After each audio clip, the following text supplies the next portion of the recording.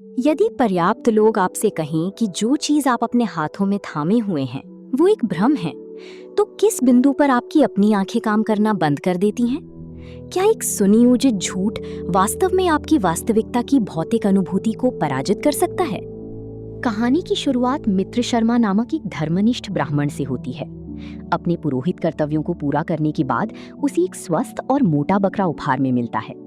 वो उस जानवर को अपने कंधों पर लादकर घर की ओर लंबी एकांत यात्रा शुरू करता है, लेकिन 3 स्थानीय चोरों की नजर उस पर पड़ती है। वो उस बकरे को खाने के लिए चाहते हैं। ब्राह्मण से शारीरिक संघर्ष का जोखिम उठाने की बजाय वो पूरी तरह मनोवैज्ञानिक आक्रमण से उस जानवर को चुराने का निर्णय करते हैं। वे ब्राह्मण से आगे दौड़ते हैं और उसके मार्ग पर 3 अलग-अलग स्थानों पर छुपकर बैठ जाते हैं। जैसे ही ब्राह्मण पहले एकांत रास्ते पर पहुंचता है, पहला ठग सामने आता है। वो बिल्कुल चौंके हुए अंदाज में पूछता है कि एक धर्मनिष्ठ व्यक्ति अपने कंधों पर एक गंदा अपवित्र कुत्ता क्यों उठाई चल रहा है। ब्राह्मण पूर्ण विश्वास के साथ उस पर झल्लाता है, उसे मूर्ख कहता है और पूछता है कि वो बकरी को कुत्ता कैसे समझ सकता है। ठग माफी मांगकर चला जाता है। इस मोड़ पर ब्राह्मण की वास्तविकता पर पकड़ अभी भी मजबूत है। एक अकेला झूठ एक अपवाद है और उसके आत्मविश्वास को भेदने की ताकत नहीं रखता। ब्राह्मण आगे बढ़ता है। 100 कदम बाद दूसरा ठग झाड़ियों से निकलता है।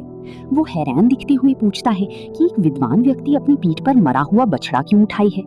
ब्राह्मण फिर चिल्लाता है, लेकिन इस बार उसके क्रोध में भ्रम भी घुल जाता है। वो सोचने लगता है कि 2 अलग-अलग अजनबियों ने उसके कंधे पर रखे जानवर के बारे में ऐसी असंभव बातें क्यों कही। आगे रास्ते पर तीसरा ठग प्रकट होता है। वो ब्राह्मण की ओर इशारा करके जोर-जोर से हंसता है और उसका मजाक उड़ाता है कि वो गधा उठाए खुद को हास्यास्पद बना रहा है। 3 अलग-अलग लोग, 3 एक समान प्रतिक्रियाएं, और ठीक इसी क्षण ब्राह्मण का आत्मविश्वास पूरी तरह टूट जाता है। झूठ की पुनरावृत्ति उसकी भौतिक इंद्रियों पर हावी हो जाती है। यदि एक ने कुत्ता देखा, दूसरे ने मरा बछड़ा और तीसरे ने गधा, तो ये प्राणी अवश्य ही कोई भूत होगा जो उसकी पीठ पर रूप बदल रहा है। उस राक्षसी भ्रम से भयभीत होकर, जिसे वो समझता है कि वो उठाए चल रहा है, ब्राह्मण बकरे को रास्ते के किनारे पटककर भाग खड़ा होता है। तीनों ठग अपना माल उठाते हैं और बिना किसी हिंसा के उसे चट कर जाते हैं। ठगों ने उसे सफलतापूर्वक लूट लिया।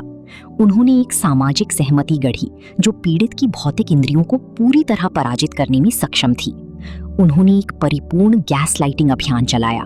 उन्होंने ब्राह्मण की अपनी अनुभूति में विश्वास को निशाना बनाया और उसके भीतरी संदेह को उनके लिए काम करने दिया। पहले झूठ ने उसकी सीमाओं की परीक्षा ली, दूसरे ने संदेह का बीज बोया और तीसरे तक पहुंचते पहुंचते वो झूठी कहानी वास्तविकता बन गई।